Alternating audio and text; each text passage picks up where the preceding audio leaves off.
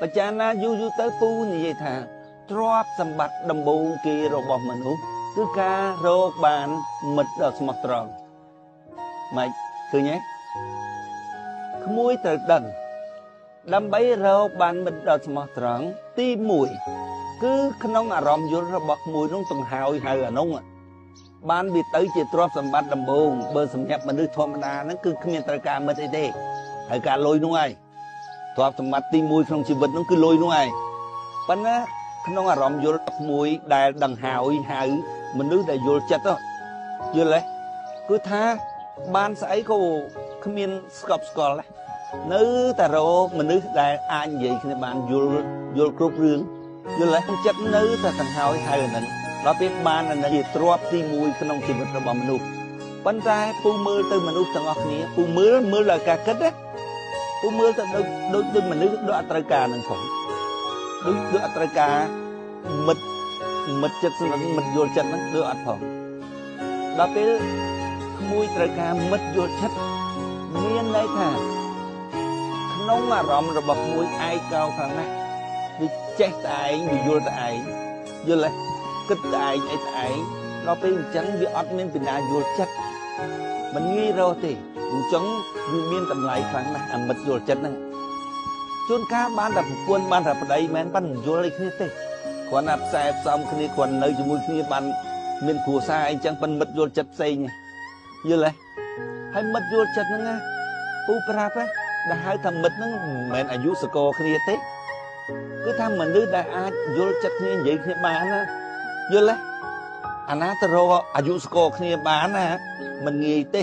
យល់ទេវាអាចមនុស្សផ្សេងគ្នាប៉ុន្តែនិយាយគ្នាបានហ្មងនិយាយទៅយល់សើចកក្អិតនឹងមានការងារអីគឺថារកគ្នានិយាយគ្នាយល់ទេជួនកាលឪកូនទេតែណាមឃើញរងដល់ណាមឃើញតែឪកូននោះនិយាយត្រូវគ្នានោះយល់ចិត្តមិត្តយល់ចិត្តជាទ្រព្យដំបូងនៅក្នុងជីវិតហើយមនុស្សណាដែលគេថាទ្រព្យដំបូងក្នុងជីវិតជាមិត្តយល់ចិត្តនេះមិនងាយទេណាប៉ុន្តែត្រូវដឹងដំបូងដៃបំផុតត្រូវខ្លួនឯងជាមនុស្សដែលយល់ចិត្តគេយល់ទេខ្លួនឯងជាមនុស្សដែលគេត្រូវការរកដែរយល់ទេមិនមែនខ្លួនឯងមនុស្សចោលមកសៀទៅដើររកតែមិត្តយល់ចិត្តតែខ្លួនឯងអត់មានគុណសម្បត្តិអីសោះសម្រាប់តាក់ទាញមិត្តយល់ចិត្តណាអញ្ចឹងបើសិនណាជាមិត្តយល់ចិត្តហ្នឹងជាវត្ថុដ៏មានតម្លៃក្នុងជីវិតហើយគិតមើលវត្ថុមានតម្លៃក្នុងជីវិតតម្លៃលើទ្រព្យសម្បត្តិតម្លៃលើអីទៀតហើយត្រូវចំណាយពេលប្រមាណដើម្បីបានមិត្តយល់ចិត្តហ្នឹងពេលចំណាយស្អីក៏ចំណាយដែរយល់ទេចំណាយស្អីក៏ចំណាយដែរហើយទៀតពូប្រាប់ហើយដឹងជាបានឬអត់ផងអូយខ្ញុំធ្វើល្អជាមួយអានេះខ្ញុំធ្វើគាត់តែគេបោកគាត់គេបោកថាគេបោកនោះហើយជាការចំណាយដល់រោមិត្តនោះយល់ទេយើងធ្វើល្អជាមួយគេចុះគេបោកទៅអញរោមិត្តអញទៅទៀតធ្វើទៀតហើយមិនចេះចំណាយទេបើរបស់មានតម្លៃបើប្រើដើមទុនច្រើនក្នុងការរោមិនវារាវវាថាវាមានតម្លៃឲ្យទៅម្ដងលក់ផ្ទះលក់អីអស់លីងទៅអត់បានមកវិញសែនសំបានទៅដើមទុនទៅទៀតថាថៃបានទៅទៀតថាព្រោះអារបស់អញរោនោះមានតម្លៃលើអារបស់អញចំណាយហ្នឹងយល់ទេអញ្ចឹងបានគិតថាបើក្នុងចិត្តរបស់អ្នកយល់ថាមិត្តដែលមានតម្លៃនោះវាយ៉ាងម៉េចវាមានតម្លៃយ៉ាងម៉េចគឺថាអាការដែលហែងខាត់បងគេបោកគេព្រះក្នុងជីវិតហែងនោះអានោះជាការចំណាយដើម្បីរកមិត្តដ៏ស្មោះត្រង់ប៉ុន្តែដឹងបានឬមិនបានទៀតយល់ទេជួនកាលអត់បានទៀតនៅម្នាក់ឯងនោះគឺថាវាយល់ច្រើនពេកខ្លួនឯងនឹងវាយល់ច្រើនពេកដល់ពេលចង់ទៅនិយាយជាមួយអ្នកគេផ្សេងគេខ្ជិលគេឃើញមុខយើងគេធុញយើងនាំតែរឿងនិយាយគេថានាំរឿងរលុយរកកាយមកឲ្យអញពុំមកទៅនាំតែអញនិយាយប៉ុន្តែយើងវាឆ្ងាញ់ហ្នឹងយល់ទេរំបានទេអញ្ចឹងបានខ្ញុំលើកកតិឡើងថាមិត្តដែលយល់ចិត្តហ្នឹងជាទ្រព្យសម្បត្តិដំបូងក្នុងជីវិត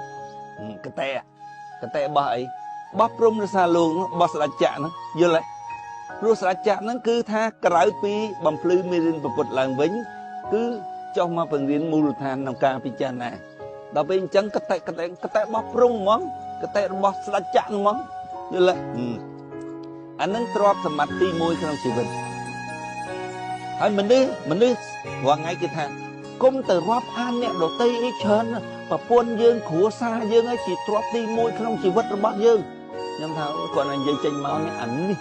គឺថាប្តីប្រពន្ធយើងមានការអីក៏យើងពឹងប្តីប្រពន្ធរបស់យើងដែរឃើញវាប្រយោជន៍ទេគឺប្តីប្រពន្ធវាពឹងដល់ពេលអញ្ចឹងវាអត់ដឹងខុសដឹងត្រូវយើងល្អប៉ុណ្ណាក៏ដោយក៏វាត្រូវតែទុកប្តីប្រពន្ធវាសំខាន់ជាងយើងគ្មានចេះបែងចែកអាណាខុសអាណាត្រូវអីសោះឡប់ប្រធូនណាស់ទី1ទ្រព្យសម្បត្តិក្នុងជីវិតទ្រព្យសម្បត្តិដំបូងក្នុងជីវិតគឺការរកបានមិត្តដែលយល់ចិត្តមិត្តដែលស្មោះត្រង់គឺជាទ្រព្យសម្បត្តិទី1ក្នុងជីវិត